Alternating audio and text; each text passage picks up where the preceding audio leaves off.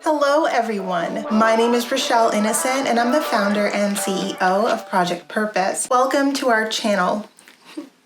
Our community is focused on fostering the intellectual and character development in children. We do this through our parent-child workshops that are focused on 4 themes: autonomy, self-efficacy, compassion, and self-concept in order to cultivate grit, perseverance, and resilience in each child. We are also so thrilled to be offering one of the first of its kind digital, virtual, and continuous learning environments, enabling parents and children to connect from all around the world. At Project Purpose, our overarching mandate is to renew and rebuild family, community, and relationships. Our different social media platforms provide us with an opportunity to have discussions on all topics that relate to family, community, and relationships with ourselves as well as with others, with a primary focus on mental health and education. More precisely, the way that the institutions of mental health and education play a role and have played a role in our societies at large. These discussions and debates provide us with an opportunity to think critically about what needs to change within these structures for us to live up to our bold slogan, support, protect, and empower each child through youth-focused development, better known as leadership in juvenescence. For those of you who are particularly keen on the topic, we also write thought pieces every other Sunday, and we actually just dropped a thought piece this past Sunday. So definitely be sure to meander over to the website, subscribe,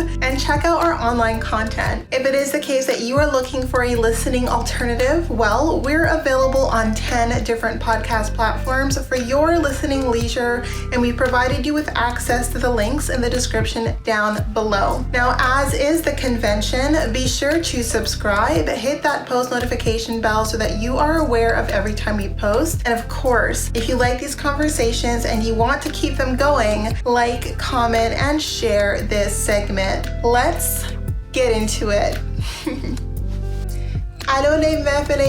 Hello, ladies and gentlemen, and welcome back to another segment here on Project Purpose. For those of you who are new, we cover topics that relate to mental health, mental wellness, and education on a week-by-week basis. And this week, our topic of discussion is education. And on the topic of education, I'm here to provide you some food for thought as it relates to your child's education, formal or otherwise, and just some things to keep in mind when you think about what it is that you're hoping to cultivate intentionally in your child to enable them to be self-sufficient, autonomous, independent adults when they get older. So at Project Purpose, we have a specific mandate. We're focused on cultivating intellectual and character development. And when we think about intellectual development, this is where we want to focus on today's discussion. We really do distinguish the difference between knowledge acquisition and intellectual development. And I think that it's very important to acknowledge and to recognize that just because someone has a high capacity to acquire new knowledge doesn't necessarily mean that they understand it, one, and two, that they can apply it. And so when we think about intellectual development, it's really about the way that we ensure that children are also cultivating the critical thinking skills to be able to think through different concepts and different ideologies, think through different ideas and theories, apply them in practice, apply them in scenarios that aren't exactly cookie cutter, how they can expand, stretch, manipulate, navigate different information, not just internalize information. And I think that sometimes we put way too much onus on our ability to memorize.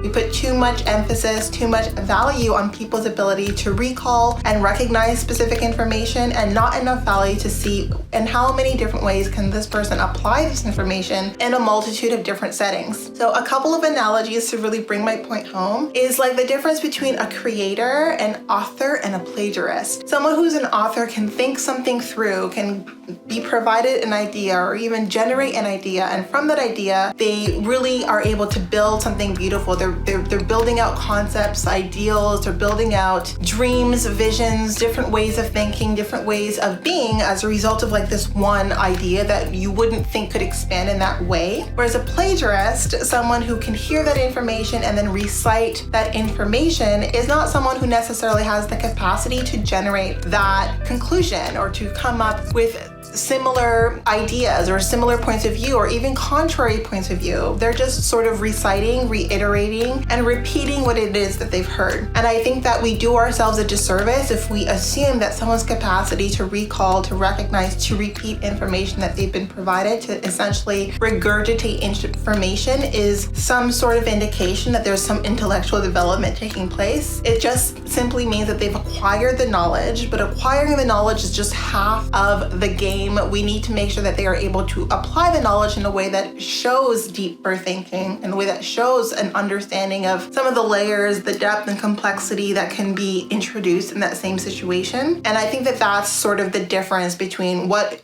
we get when we put our children through some of the curriculums that are at play right now, and what we can gain if we also invest in education over and above what the baseline is. And I consider public education and most primary education to be more baseline. It's very much focused on knowledge acquisition, preparing children practically for specific jobs, not necessarily focusing on providing the critical thinking, the lens by which to view the world around them and to be a contributing member to society by way of their thoughts, by way of their ideals, by way of how they build into the social, moral, and cultural fabric of our evolving nations and societies globally. And I think that that's a really important thing to focus on. And the fact that I don't think that it's been enough of a focus. I mean, in adulthood, we do reading comprehension tests, and reading comprehension tests shows layers of understanding. And I do also have my pain points by way of standardized testing. I think that there's a lot of bias that is built into an evaluation of someone's comprehension that we really would want to control for before we just accept the test scores and the results at face value. But all of that aside, I think that we really want to invest in someone's capacity to understand. So to think, intellectualize the information that they're being presented with, feel comfortable taking a contrary position, but most importantly, feel comfortable defending the position that they take and speaking out loud, sort of in different words, in their own words, paraphrasing, summarize what it is that they've understood, and all of the different things that are implicated as a byproduct of taking that point of view or as a byproduct of having that stance. When I think about intellect, someone that displays intellect, it's someone that recognizes the multiplicity that exists in any given node of information. They recognize that very little is black and white, very little is cookie cutter, is cut and dry, is straightforward, is simple, by way of the information that we've received that translates into the actions that we need to take that support our growing and evolving societies. And I do believe that the fundamental basis of education is really to provide everyone the tools to not only be self-sufficient, to be self-governing, but also to make decisions that support the collective consciousness in alignment with their culture and with our moral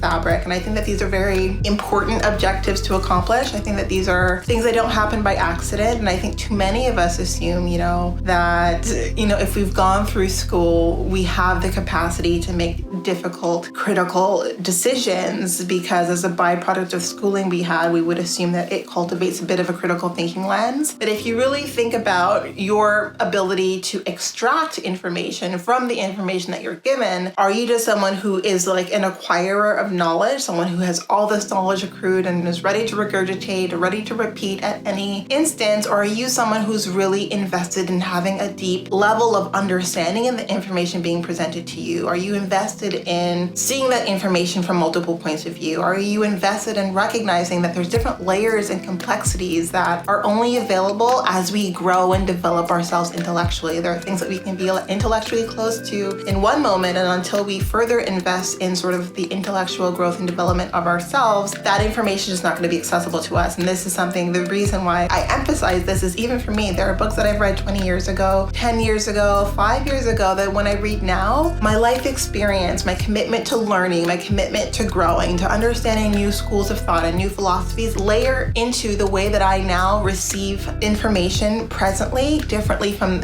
how I received that information in the past. So you want to see that evolution taking place, and the best way to do it, I think, for me personally, is take a prose that you've read a while ago, read it again and see if it has a different impression on you, or you took new insights from it. And all of that speaks to intellectual growth, intellectual development, pushing the dial by way way of stepping outside of your comfort zone, so not just playing to your strengths. And I know that that's a lot of the conversations that we have around, where to focus our energy and our attention. But sometimes intellectual development is becoming well-rounded. Like, I know where my strengths lie, but I also don't want to be at a complete disadvantage when I'm playing to the areas that require more time, more commitment, more dedication for them to become strong, for them to become still, assets or, tools that I can leverage in situations that require me to do so. So I don't think life is all about playing to our strengths. I think sometimes intellectual development involves putting ourselves in positions where we're really stepping outside of our comfort zone, where we're really pushing ourselves, we're really challenging ourselves to take in information that isn't necessarily the most natural for us to acquire and not the most natural for us to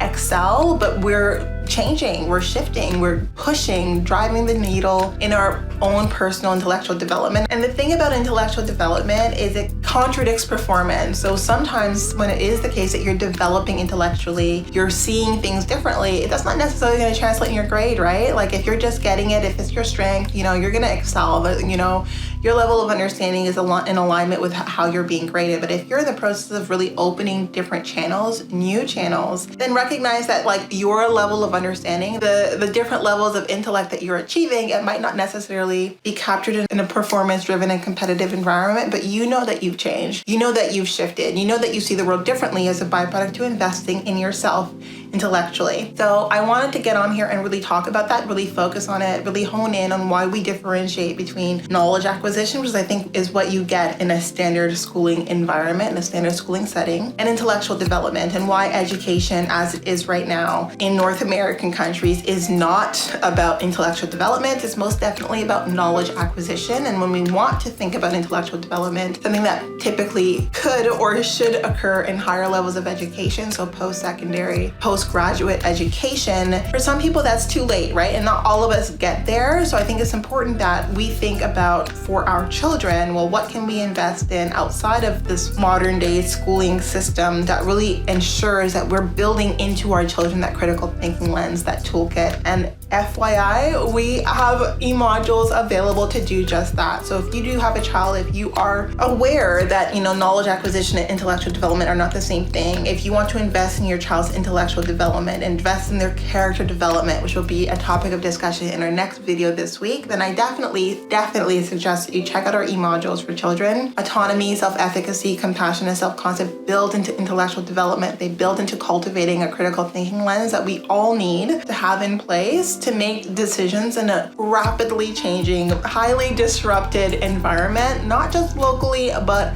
globally. In any case, that's what I wanted to talk about with you today. But before letting you go, I would be remiss if I didn't let you know that we will be going live at least twice a month, every month for the foreseeable future on our Facebook page. So definitely be sure to join in on those sessions. Now, these events are paid events, so if you do see yourself participating in our community on an ongoing basis, then I suggest that you take a look at one of our package plans. Yes, so we do offer package plans over and above our live events. So with these package plans, you now have unlimited access to the live events, as well as access to workshops and webinars largely focused on self-mastery over and above these live events. So definitely be sure to check all of that out. And if you're concerned about pricing, please don't be. We've just incorporated a new payment solution, Afterpay, which gives you the opportunity to pay in 4 installments over a period of 6 weeks, rendering all of our programs more accessible to you. And I guess that's it for now, but definitely not all. Super happy to continue the conversation with you, to engage with you if you have an alternate point of view, but we feel very passionately about really focusing, honing in on intellectual development, honing in on cultivating that critical thinking lens. And we're here to provide those tools to the market, to you parents who really want to ensure that your children have that added advantage. In any case, thank you so much for tuning in, and I look forward to chatting with all of you very soon. We'll talk to you later.